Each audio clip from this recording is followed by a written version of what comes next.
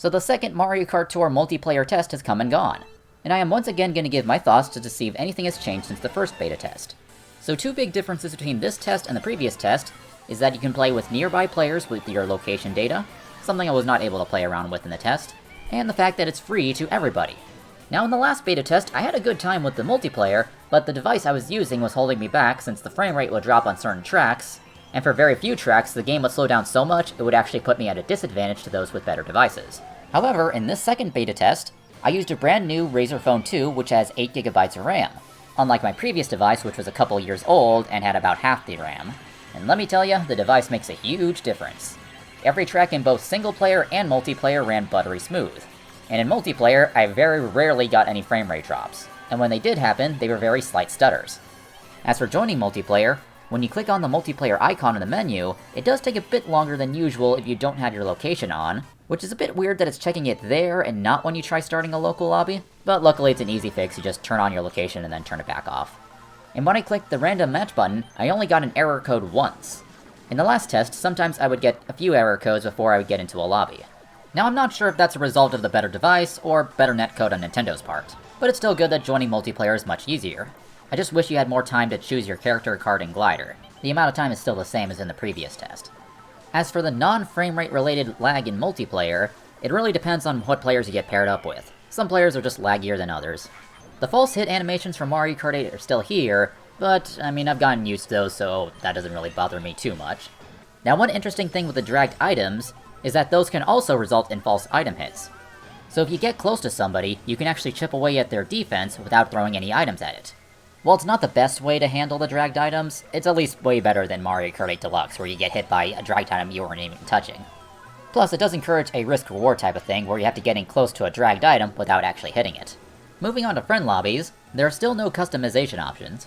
Now I do hope that there are customization options for the final release.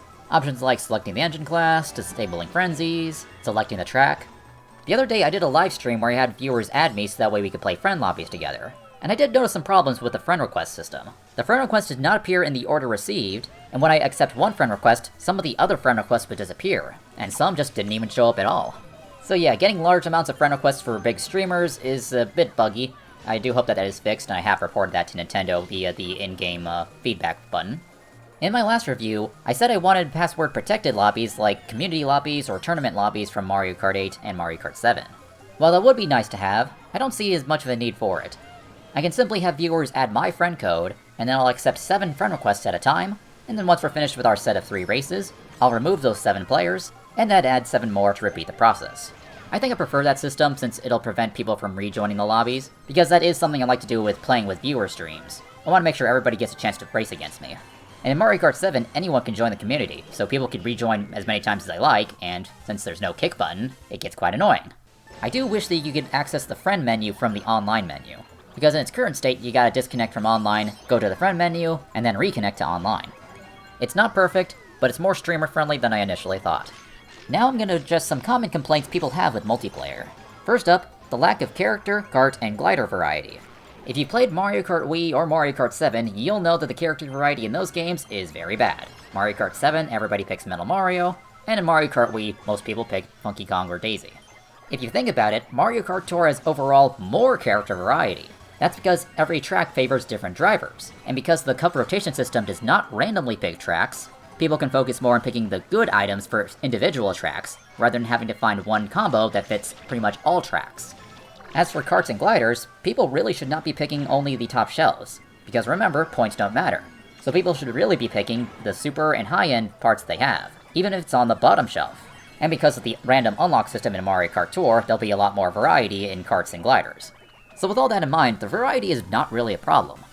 Now I do understand that people want to select whatever combo they want, and that leads into the next problem people have with multiplayer: you can't do well unless you have 3-slot characters.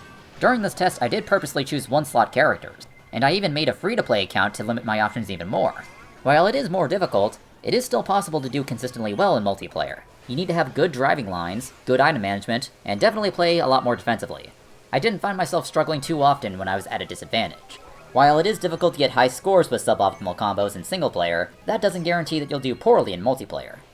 So that's all I have to say for the things that were in the second multiplayer beta test. Overall, I had a much better experience than the last test because I have a much better device, and because I played with suboptimal combos more often, I don't feel that the combo selection in multiplayer is as important as people make it out to be. I do hope that the final multiplayer release is free. I mean, it would be kind of weird to go from a paid test, then to a free test, and then to a paid full release. If multiplayer is free, then a lot of people will come back to the game. Now, I know that there are some people out there who will not be as interested in multiplayer if there are no rewards that come along with it. However, there is an in-game survey you can fill out via the news menu, and it hints at rewards that we could get for multiplayer. This includes rubies, coins, tickets, and even tickets that max out the base points and levels of parts, which is quite interesting. So based on that information, it looks like we will get multiplayer rewards.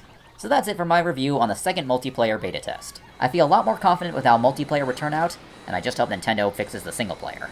So that's gonna do it for this video. Let me know your thoughts on the second multiplayer beta test in the comments below. Thank you all so much for watching, and see you all next time.